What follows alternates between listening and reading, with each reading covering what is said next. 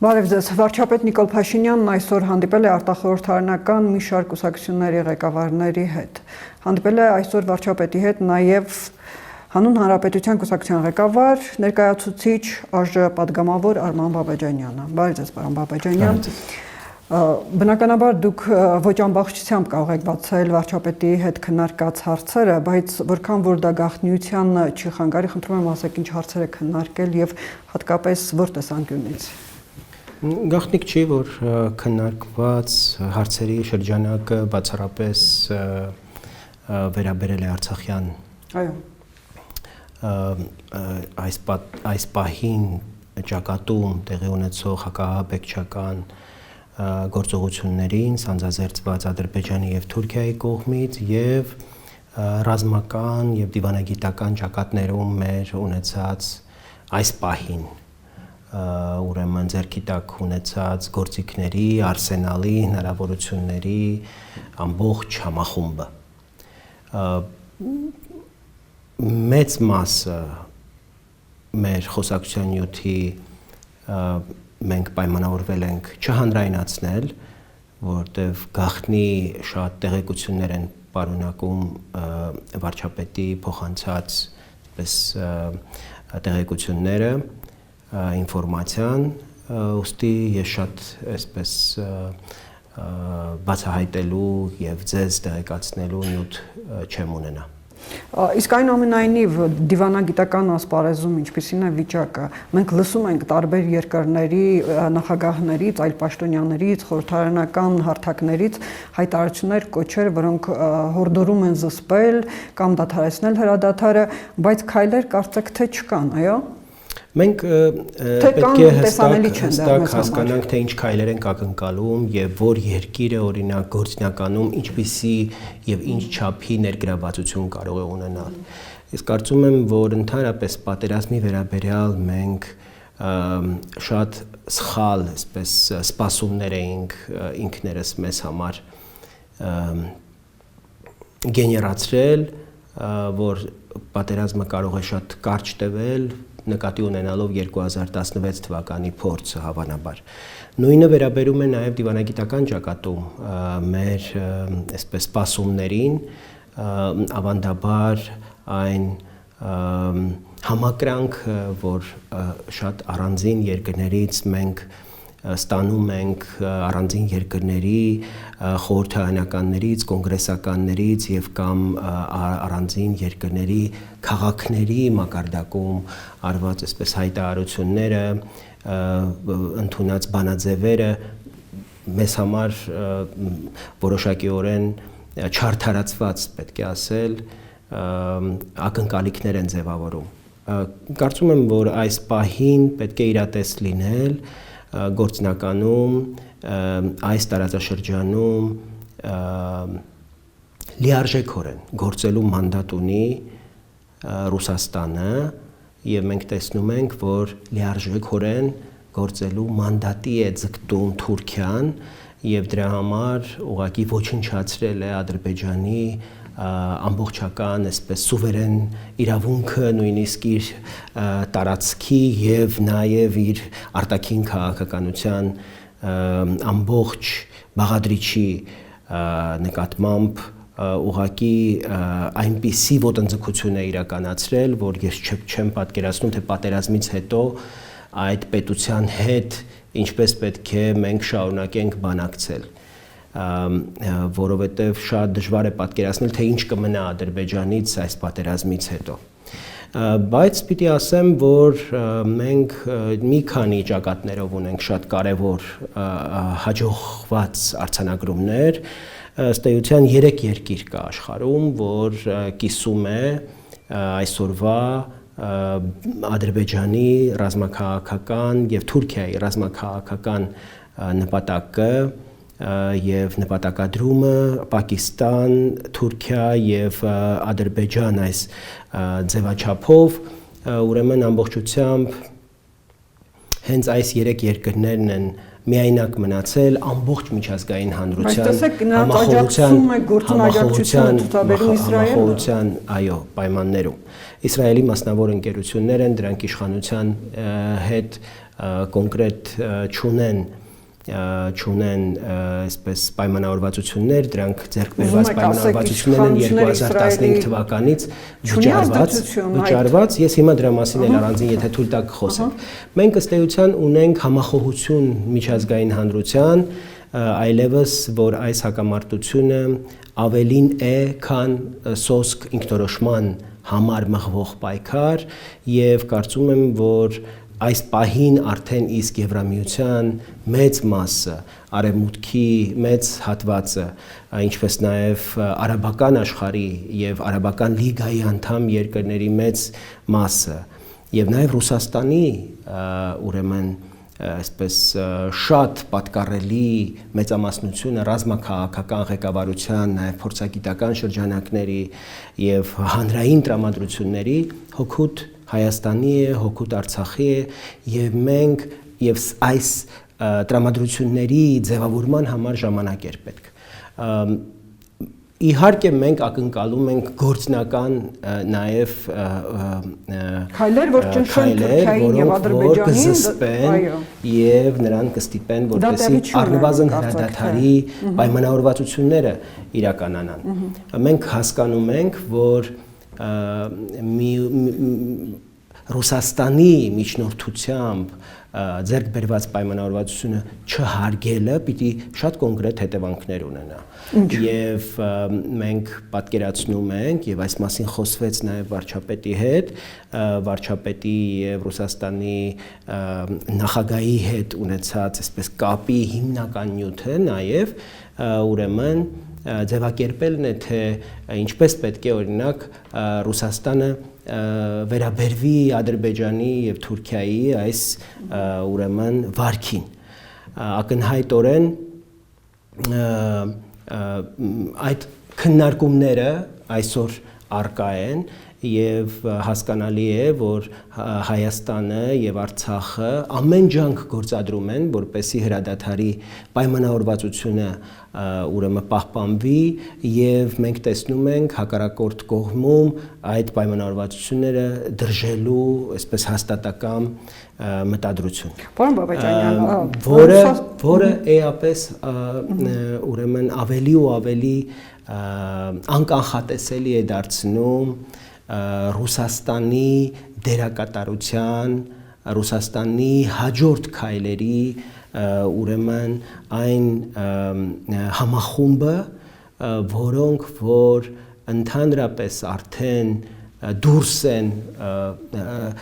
լոկալ բացառապես հարավային Կովկասի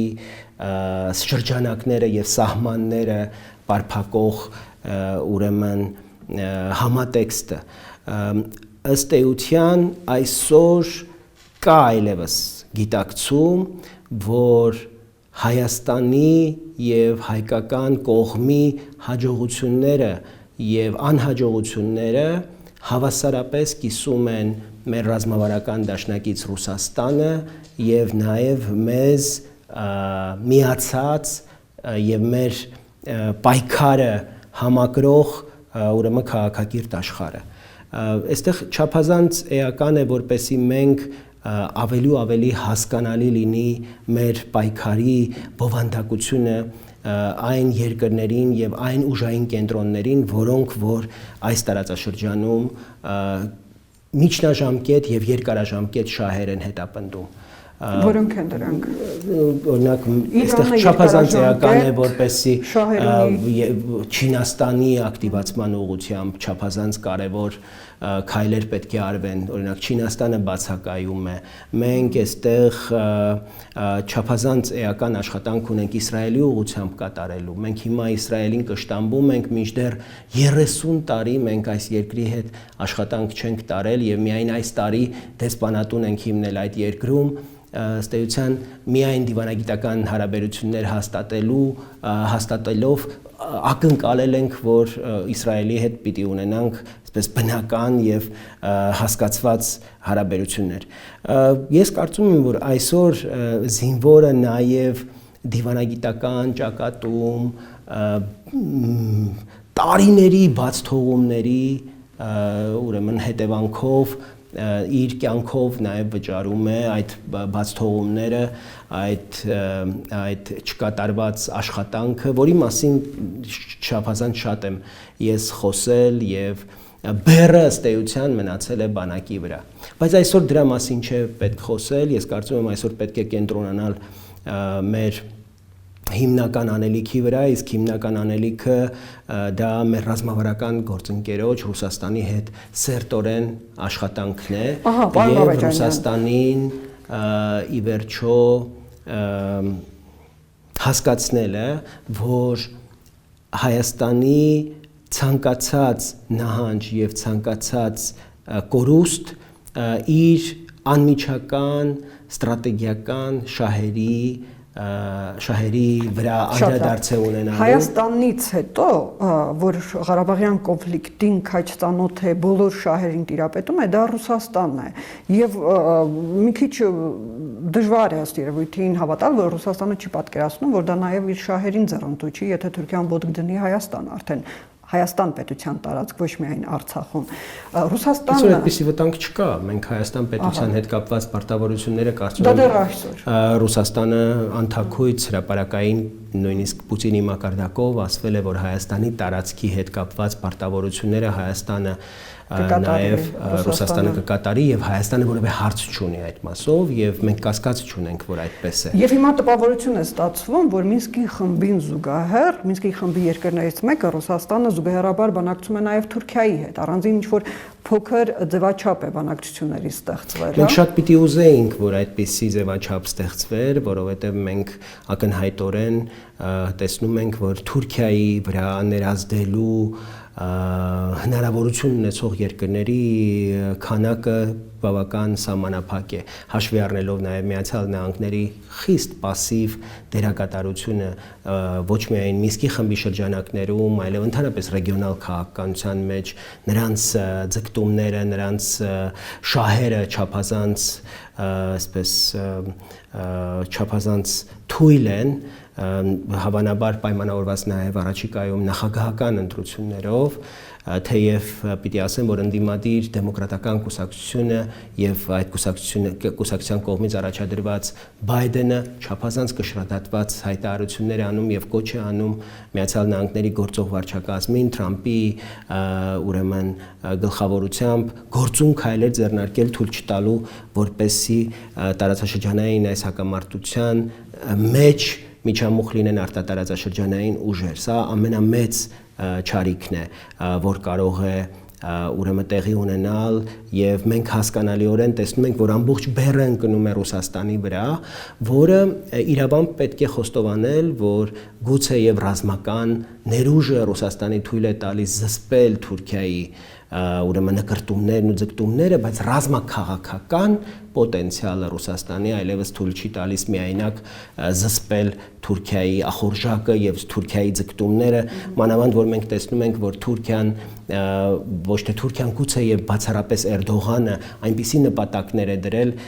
որոնք վերաբերում են օրինակ Աթաթուրքի կիսատ թողած գործը շարունակելու, այսպես իր առաքելությունն է փորձում հաստատել եւ այստեղ չափազանց կարեւոր է այն աշխատանքը, որ այս պահին իմ համոզմամբ կատարվում է Ռուսաստանի հետ, Ռուսաստանը հասկանում է, որ հարցը այլևս Հարավային Կովկասին բացառապես չի առնչվում է Միջին Ասիային, առնչվում է ուրեմն նաև հետխորհրդային տարածքի այնպիսի երկրներին թյուրքալեզու, որոնք ուրեմն ավանդաբար համարվել են Ռուսաստանի շահերի գոտի, ազդեցության գոտի եւ Թուրքիան ուղղակի ոտնձգություն է կատարում այդ գոտու նկատմամբ եւ ավելին Ռուսաստանը գնալով ավելի ու ավելի համոզվում է, որ եթե այս կրակը չմարվի արմատապես, այն ուղղակի տեղափոխվելու է Հյուսային Կովկաս մենք շատ իրեղեն ապացույցներ ունենք, որ Կովկասում այս օրերին քննարկվել է նաև տեղի մահմեդական ուրեմն իմամների եւ ակսակալների այսպես մի շրջանակից ներս հնարավոր զարգացումները, հնարավոր գործընթացները, եթե ուրեմն զարգացումները տեղափոխվեն արդեն Ռուսաստանի տարածք միմյանց միջև, այսինքն նրանք սկսում են դիրքավորվել սեփական նաև պաշտպանության համար ահաբեկիչներից, որոնք անխուսափելիորեն թափանցելու են Ռուսաստանի տարածք եւ ոչ միայն Հյուսիսային Կովկասին են սպառնալու, այլ այդ սպառնալիքը ուղղակի արժանալու է Ռուսաստանի տրոհումը, Ռուսաստանի փլուզումը։ Էրդողանը հակառակն էր ասել, որ Ռուսաստանում կան մոտ 25 միլիոն քաղաքացիներ, բնակիչներ մուսուլմաններ, եւ ես Ռուսաստանը կպայթացնեմ ներսից։ Էրդողանը հակառակ սպառնալիքն է տալիս։ Իմամները համախմբվում են, այդ համայնք համախմբվում են։ Շատ կարևոր է հասկանալ, թե այդ իմամները առհասարակ սյունի, թե շիիթական, ուրեմն կրոնական պատկանելություն ունեն եւ առհասարակ ինչպիսի ընդհանրություն ունեն նրանք Թուրքիայի հետ եւ ոչ միայն Թուրքիայի, այլև Թուրքիայի նախագահի, գործող նախագահի հետ, որտեղ խնդիրը, որին մենք այս պահին դիմակայում ենք, ոչ այնքան Թուրքիան է, որքան այսօրվա ուրեմն Թուրքիայի ռազմաքաղաքական ղեկավարությունը եւ անձնապես Էրդողանը։ Մենք ունենք իրավիճակ ըստ էության, որտեղ Ռուսաստանը այլևս պատկերացնում է այն ծավալները վնասների, որոնք կարող են ուղղակի վրա հասնել, եթե ավելի գործուն քայլեր չձեռնարկվեն, ուրեմն այս օջախը այս պատերազմը կանգնեցնելու համար։ Ինչ մեսեջ դուք ստացաք այսօր Լավրովի եւ Զորհաբ Մնացականյանի հանդիպումից։ Երկու նախարարներն էլ արտաքին գործերի նախարարները կարծեք թե բավականին մտահոգ էին։ Եվ դա չկարողացան թաքցնել։ Ես կասկած չունեմ, որ Ռուսաստանը այսօր ամբողջությամբ գիտակցում է իր արչև կանգնած այն սպառնալիքը, այն մարտահրավերը, որը ուղղակի կարող է աննկարագրելի հետևանքներ ունենալ ողջ հետխորհրդային տարածքի եւ մասնավորապես Ռուսաստանի համար, եւ այսօր ես պիտի ասեմ, որ վարչապետի հետ ունեցած հանդիպումից ունեցա տպավորություն, որ միասնական այսպես քայլեր են ձեռնարկվում անհրաժեշտ միջոցառումներ իրականացնելու եւ հակազդելու այն ծրագրերին, որոնք որ այսօր գուցե տեսանելի չեն, բայց մեր ռազմաքաղաքական եւ մեր գործընկեր Ռուսաստանի ռազմաքաղաքական ղեկավարության կողմից արդեն վերլուծվել է եւ մենք առնվազն տեսնում ենք, թե ինչ նպատակներ են թաքնված Արցախյան ուրեմն այս պատերազմը իրենց պատկերացրած ուրեմն ելքը ապահովելուց հետո ինչպիսի նոր ծավալապաշտական խնդիրներ են դրել իր առջև Թուրքիան եւ Ադրբեջանը։ Գուցե իսկապես դժվար է Ռուսաստանի կողմից, բայց այս օրերին էլ տեղեկություններ են հրապարակվում, որ Բելարուսը նույնպես այս օրերին զինամթերք է մատակարարում Ադրբեջանին։ Բելարուսի այս վերջին ընտրություններից հետո, նախագահի ընտրություններից հետո Ռուսաստանը աջակցություն հայտնեց Լուկաշենկոին։ Չի կարող Ռուսաստանը գոնե Բելարուսի վրա ազդեցություն գործադրի, որպեսզի Ադրբեջանին զենք չմատակարարի։ Էլ չեմ ասում, որ ինքն էլ է մատակարարում։ Գուցե ոչ այս օրերին, այլ ընդհանրապես։ Հույս ունեմ, որ այս օրերին չի վերաբերում մամուլի այդ հրապարակումները, առնվազն հաստատում Բելարուսի մասով, Ռուսաստանի մասով մենք տեղեկությունների հաստատում չենք ունեցել։ Ես այդպես առանձին իհարկե մամուլի միջոցներով տեսել եմ այդպիսի հրապարակումներ, բայց գիտեմ, որ վարչապետը եւ նախագահը խոսել են Բելարուսի առաջնորդի հետ եւ նրա հավաստիացրել է, որ վերջին 6 ամիսներին ոչ մի մատակարարում չի եղել Ադրբեջան, Ռուսաստանը նույնպես որևէ մատակարարում կարծես թե չի իրականացրել, փոխարենը մենք այլ ուրեմն երկրներից շարունակում են այո մատակարարումները Թուրքիա եւ Իսրայել մասնավորապես եւ այստեղ կարծում եմ, որ երկուսի մասով էլ շատ էական կլիներ Միացյալ Նահանգների ներգրավվածությունը եւ ես շատ կուզեի որպեսզի Միացյալ Նահանգները ավելի ակտիվացնեին իրենց դերակատարությունը, որտեղ խորապես նաև համոզված եմ, որ առանց Միացյալ Նահանգների ակտիվ մասնակցության եւ ներգրավման մենք կարճ ժամանակում գրակի դադարեցման հույս չենք կարող ունենալ, որովհետեւ Միացյալ Նահանգները շատ արագ կարող են Իսրայելին օրինակ որևէ սպառազինություն վաճառելու հանձնարարություն իջեցնել, այդպես ասեմ, որտեղ նրանց հարաբերությունները հենց թույլ են տալիս այդպիսի հանձնարարություն իջեցնել,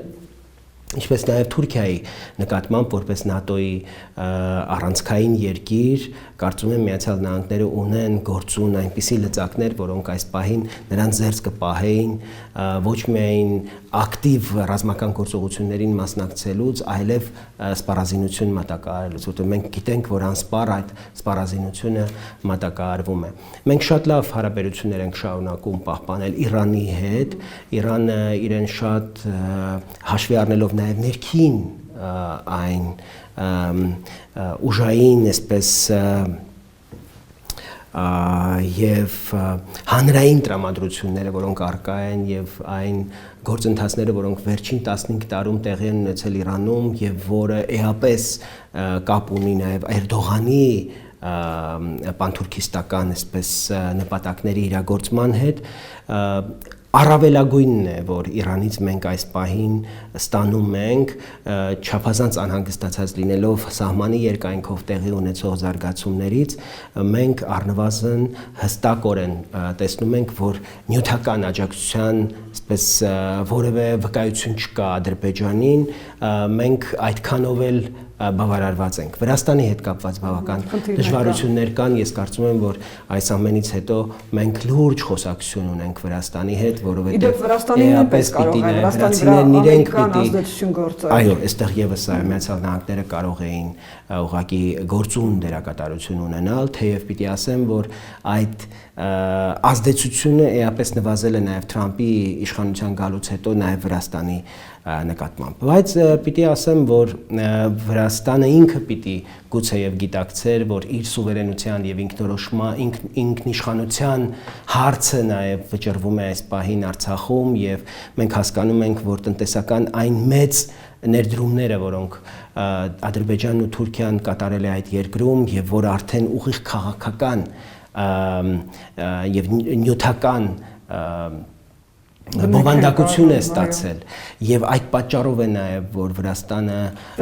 պարիտետի անվան տակ դիմադրել Թուրքիային եւ Ադրբեջանին եւ հաստատապես պիտի ասեմ որ Վրաստանը այլևս չի կարողանում հաշվի առնելով այդ տնտեսական այդ մեծ կախվածությունը որ նա ունի Ադրբեջանից եւ Թուրքիայից եւ կորցրել է որոշ առումով իր ինքնուրույնությունը անկախությունը եւ այդ իմաստով այս պահին ռեգիոնալ այն մեծ խնդիրը առաքելությունը որ իր վրա վերցրել է միայնակ իրականացնում է հայկական կողմը Արցախի պաշտպանական բանակը եւ Հայաստանի ուրեմն ռազմաքաղաքական ղեկավարությունը այսպես կամ այնպես առնչվելու է նաեւ Վրաստանի ապագային եւ այստեղ ես վստահ եմ որ Ռուսաստանը նաեւ ունի այս իր մտապատկերում նաեւ այդպիսի ուրեմն Վրաստանի ուղղությամբ ձեռնարկվելիք այսպես գործողություններ եւ քայլեր եւ այստեղ շատ կարեւոր է որպեսզի Հայաստանը եւս իր կարեւոր խոսքը ուրեմն ասի եւ ունենա որտեղ մենք հասկանում ենք որ ներվրացական լարումներ են այս պահին նաեւ առաջ գալիս որտեղ հայկական գործոնը չափազանց կարեւոր դերակատար է եւ սա վրացական ընտրություններից առաջ գիտեք ամսվա վերջին խորհրդարանական ընտրություններ են ես տեսնում եմ որ Հայաստանի ռազմաքաղաքական ղեկավարությունը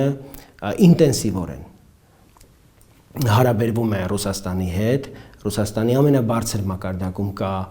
ընկալում ցանկություն ակտիվորեն ներգրավվել գործընթացներում եւ կրակի դադարեցման վերաբերյալ պայմանավորվածությունը իրականություն դարձնել միևնույն ժամանակ մենք տեսնում ենք որ Ադրբեջանը փորձում է իր համար ներսում երկրի ներսում սոցիալական դժգոհությունը այդ բնական քաղաքական ուրեմն նոր իրավիճակը, որի առաջ կանգնում է Ալիևը ընդհուպ միջև իր ռեժիմը կորցնելու ուրեմն վտանգը հասկանալով փորձում է որոշ տարածքներ, որոշ բնակավայրեր գրավել, որպեսզի սեփական հանրությանը ցույց տա, որ հերթական պատերազմը իրեն հնարավորություն տվեց ենթադրենք այսքան ուրեմն կորուստ պատճառել հայկական կողմին եւ հաջորդ պատերազմում մնացածը կկարողանա։ Մեզ համար եւ այսօրվա վարչապետի հետ ունեցած հանդիպման առանցքը դա էր, որ այս պատերազմը պետք է լինի վերջինը եւ մենք տեսնում ենք Արցախը որպես անկախ պետություն ճանաչելու ուրեմն հնարավորություն եւ մենք տեսնում ենք, բայց դա պիտի լինի ռազմական գործողությունների վերադառնանք, այդ հարցին կվերադառնանք, բայց մի այսպիսի հարց, ասում եք վարչապետը ասեց եւ ընդհանրապես հակված ենք, որ այս պատերազմը պետք է վերջինը լինի, բայց անցած շաբաթ Վլադիմիր Պուտինը այս թեմայով իր առաջին հայտարարության մեջ նշեց, որ կրակը պետք է անհապաղ դադարեցվի, բայց հակամարտությունը երկար տարիների դեռևս կշարունակվի երկար տարիներ։ Արդյոք նա այդպիսով մեսիջ չհղեց, որ հակամարտությունը այնուամենայնիվ դեռ երկար է շարունակվելու եւ այն թեզը, թե Ռուսաստանին ձեռնտու չի, որ այս հակամարտությունը լուծվի, որոշակի ապրելու իրավունք ունի։ Որպեսզի մենք հասկանանք, մենք հրադադարի մասին ենք խոսում, թե զինադադարի մասին ենք խոսում։ Սա եւս չափազանց կարեւոր է։ Մենք այս պահին խոսում ենք բացառապես հրադադարի մասին եւ մենք զինադադարի պայմանավորվածություն չունենք Ադրբեջանի հետ եւ այն փաստաթուղթը 4 կետից բաղկացած, որին մենք հղում ենք անում անընդհատ Ռուսաստանի միջնորդությամբ, վերաբերում է հրադադարին։ Զինադադարի պայմանավորվածություն չկա եւ մենք ակնհայտորեն տեսանք, որ նույնիսկ Ադրբեջանի կողմից համաձայնությունը խախտելու գործում Չավուշօղլուի զանգը ինչպիսի դեր ունեցավ եւ Թուրքիան էր իրականում այս հրադադարը խախտելու ուրեմն հիմնական հրահրողն ու ուրեմն եւ հիմնական դերակատարը եւ այստեղ այսպես մտածել, որ մի շաբաթ առաջ Վլադիմիր Պուտինը կարող էր կանխատեսել այն հեռահար նպատակները, որոնք մենք ամեն օր ավելի ու ավելի նյութականանում է կապված տարածաշրջանի եւ հետխորհրդային տարածքի հետ թուրքական այսպես էքսպանսիոնիստական նպատակները եւ կարող էր մտածել, թե այդ պահին կարելի է խոսել նույնիսկ մեկ շաբաթվա կտրվածքով անելիքների մասին, ես թույլ տվեք չեմ կարող այդպիսի ելքի առհասարակ տեսանկյունից եւ ընդհանրապես այս պատերազմը դաշ չլինի Ռուսաստանին, ինչպես դուք ասացիք, Ռուսաստանի վերջո հասկացավ ծավալապաշտական նկրտումները Թուրքիայի ղեկավարության, որ Ադրբեջանին եւ Հայաստանին զենք վաճառելիս խտրականություն դնի այնուամենայնիվ։ Բայց մենք պիտի նաեւ հասկանանք, որ այս պահին Ռուսաստանը իր ռեգիոնալ շահերի համատեքստում դիտարկում է ոչ միայն Հայաստանին որպես ռազմավարական դաշնակցի ուրեմն աջակցության մասին, նաև պիտի մտածի Ադրբեջանին չկորցնելու մասին։ Եվ մենք պետք է նաև այս իմաստով հասկանանք Ռուսաստանի ուրեմն գործողությունների ընդհանուր տրամաբանությունը, որտեղ հասկանում ենք նաև այն կարևորությունը, որ Ադրբեջանը ունի Ռուսաստանի համար եւ պետք է այստեղից ուրեմն ելնենք մեր եզրահանգումները անելիս, բայց կարծում եմ, որ այսպիսի լայնածավալ պատերազմից հետո Ռուսաստանը հաստատապես վերանայելու է իր քաղաքականությունը Ադրբեջանի հետ ոչ միայն ռազմատեխնիկական համագործակցության համատեքստում զենք վաճառելու, չվաճառելու իմաստներով, այլև քաղաքական իմաստով։ Ես կարծում եմ, որ այնպիսի հարված է հասցված Ռուսաստանի հեղինակությանը այս պայմանավորվածությունը չպահելով ինքնին, որ դա չի կարող հետևանք չունենալ եւ մենք հույս ունեմ, որ այդ հետևանքը ոչ միայն քաղաքական ուրեմն տեսք է ունենալու, այլև շատ ավելի հեռուն գնացող, շատ ավելի իրական եւ լուրջ։ Եվ վերջապես Արցախի անկախության հարցը, Արցախի նախագահ Արայք Հարությունյանը հայտարարեց, որ եւս 2 օր եթե հրադադարը չպահպանվի եւ խախտվի, դիմելու է Հայաստանին անկախությունը ճանաչելու համար։ Ճիշտ կլինի այս դեպքում, չէ՞ որ միշտ կարծիքը եղել, որ անկախության ճանաչումը Արցախի Հայաստանի կողմից դա կնշանակի բանակցություններից դուրս գալ, իսկ դա կնշանակի պատերազմ։ Պատերազմն էլ խորապես համոզված եմ, որ նույնիսկ եթե այդպիսի դիմում լինի, Հայաստանը մինչև չունենա երաշխավորված այդ հարցում աջակցող որևէ կարևոր ուժային կենտրոնի առնվազն ՄԱԿ-ի անվտանգության խորհրդի անդամ երկրի, իսկ ես պատկերացնում եմ, որ դա կարող է լինել Ռուսաստանը եւ կամ Ֆրանսիան, չունենա այդպիսի աջակցություն այդ հարցում, Հայաստանը չի գնա այդպիսի ճանաչման, այդպիսի քայլի, որտեղ մենք հասկանում ենք, որ դրանից հետո այն համախոհությունը եւ աջակցությունը, որ մենք միջազգային գետնի վրա ունենք այսօր, դա կարող ենք վտանգի տակ դնել, ըստ էության մերժելով այդ համակրանքը, այդ աջակցությունը, որ մենք ունենք, եւ հրավիրելով մեր հակառակորդներին ոչնչացնելու մեզ։ Դա հավասարազոր կլինի դրան, ես կարծում եմ, որ մենք այսօր պիտի շարունակենք աշխատանքը ճանաչման ուղղությամբ, Արցախը ճանաչելու ուղղությամբ, այս պահին էլ կան երկրներ, ովքեր տրամադիր են ճանաչել, բայց հաշվարկ են փորձում անել եւ հասկանալ, թե արդյոք իրենց քայլը կնպաստի հակամարտության հանգուցալուծմանը, թե էսկալացիայի նոր ալիք կբարձրացնի։ Չի բացառվում, որ հրադադարի հաստատումից հետո շատ ավելի առարկայանա այդ խոսակցությունը, այդ թվում նաեւ Ֆրանսիայի եւ Ռուսաստանի հետ։ Դուք գիտեք, որ Արցախի նախագահի կոչին այսօր արձագանքել են Ռուսաստանի Պետդումայում շատ ու շատ Եվրամիության երկրների առանձին ներկայացուցիչներ, Եվրախորհրդարանի падգամավորներ, հատկապես Ֆրանսիայի քաղաքական շրջանակներում ակտիվորեն քննարկվում է այդ հարցը։ Ժնևի քաղաքային խորհրդի որոշումը չվնասելու նպատակով այս պահին էսկալացիան ավելի անկանխատեսելի եւ վերահսկողությունից դուրս չդնելու նպատակ է հետապնդում այս պահին Արցախը որպես անկախ եւ սուվերեն երկիր չճանաչելու նրանց ուրեմն որոշումը։ Իսկ ընդհանուր ինչպես է գնահատում պատերազմական իրավիճակը, հրադադարը ձեզ այնուամենայնիվ այդ հրադադարի պայմանավորվածությունը, որ Մոսկվայում ձեռք բերվեց, դեռ ունի կյանքի կոչվելու հնարավորություն, թե նա ինչպես տեսանք այլևս չի լինի, ինչպիսի ընթացք է կանխատեսում։ Ես անկեղծորեն կարծում եմ, որ եթե մենք մեզ եւ Ռուսաստանին չհաջողվեց Ադրբեջանին բերել կառուցողական դաշտ եւ ձեռք բերված պայմանավորության շրջանակում հրադադարի ռեժիմը հնարավոր չդարձավ պահպանել, այլ միջնորդություն չեմ պատկերացնում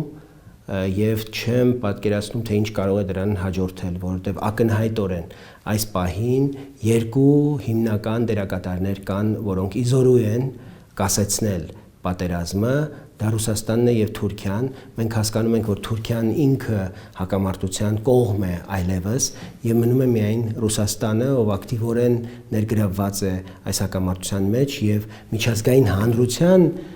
մոտ կա համոզում, որ սա հետխորհրդային տարածքի այն հատվածն է, որտեղ Ռուսաստանը ունի միանձնյա գրեթե շահերը սպասարկելու, շահերը իրացնելու ուրեմն մանդատ եւ Ռուսաստանին է վերապահված այս ուրեմն միջնորդությունը ոչ միայն համաձայնեցնել, այլև դրան գործուն եւ առարկայական տեսք տալ։ Կարծում եմ, որ Ռուսաստանը այս պահին ամեն ինչ անում է, որպեսզի ձեռք բերված համաձայնությունը կյանքի կոչվի, որովհետև դրան այս պահին այլընտրանք չկա։ Իսկ բացառում եք այն հավանականությունը, որ Ռուսաստանը Թուրքիայի հետ այնուամենայնիվ որոշակի պայմանավորվածություն ձեռք կբերի աշխարհաքաղաքական իր այլ շահերի օգտին, ի վնաս մեր շահերի։ Այս պահին բացառում եմ, որովհետև մենք գրեթե 100%-անոց շահերի համադրում ունենք Ռուսաստանի հետ։ Եվ պիտի ասեմ, որ եթե պատերազմից առաջ այդ շահերը գուցե 40-50% էին, պատերազմի առաջին փուլում այդ ձեր վկայաբերած ժամանակահատվածում, երբ Պուտինը այդ հայտարարությունը ուներ, անում էր 60-70% էր, այսօր այլևս Ռուսաստանը հասկանում է, որ այն ծավալները, այն մասշտաբները, որ մենք ունենք Արցախում պատերազմական այս գործողությունների եւ հնարավոր ելքի դեպքում, ուրեմն այլևս ունենք 100%-անոց համադրում շահերի եւ պիտի ասեմ, որ գնալով ավելի ու ավելի ընկալում կա, որ Հայաստանի հաղթանակը, իսկ ես դրանում կասկած չունեմ, դա նաև Ռուսաստանի հաղթանակն է, ռեգիոնում նրա ուրեմն կարևորության, նրա դերակատարության, նրա շահերի հարգման տեսանկյունից եւ Հայաստանի Աստված մի արասցե պարտությունը այս պատերազմում հավասարապես Ռուսաստանի պարտությունն է եւ այստեղ շատ կարեւոր է, որ մենք ընդգծենք Ռուսաստանի հեղինակության հարցը, թե ինչպես է Ռուսաստանը իր ռազմավարական դաշնակցի նկատմամբ իր պարտավորությունները կատարում, արդյոք իր ձեռքի տակ ունեցած ամբողջ զինանոցը օգտագործում է եւ դիվանագիտական, եւ սպառազինությունների, եւ այն միջոցների, որոնք որ կարող են օգտագործում է։ Ես կարծում եմ, որ մենք կարողացել ենք հասցնել Ռուսաստանին այն գիտակցության, որ նա պետք է դիմի, այո, իր զինանոցում արկա արդեն հնարավոր բոլոր միջոցներին փրկելու համար ուրեմն իր հեղինակությունը, որովհետև դա էապես անդրադառնալու է ոչ միայն Ռուսաստանի գործընկերների, այլև Ռուսաստանի տարածքում այլ փոքրամասնությունների, կրոնական եւ ազգային փոքրամասնությունների կենտրոնական իշխանության նկատմամբ ունեցած վերաբերմունքի վրա։ Սա չափազանց կարևոր է եւ կարծում եմ, որ Ռուսաստանը այլ բան, քան իր ռազմավարական եւ դաշնակցային պարտավորությունները կատարելը այս պահին չի պատրաստվում անել։ Շնորհակալություն, պարոն Բաբաջանյան։ Ես եմ շնորհակալ։ Հիշեցնում եմ, որ զրուցում էինք Հանուն Հանրապետության կուսակցության ղեկավար խորհրդի ներկայացուցիչ ազգային ժողովի պատգամավոր Արման Բաբաջանյանի հետ։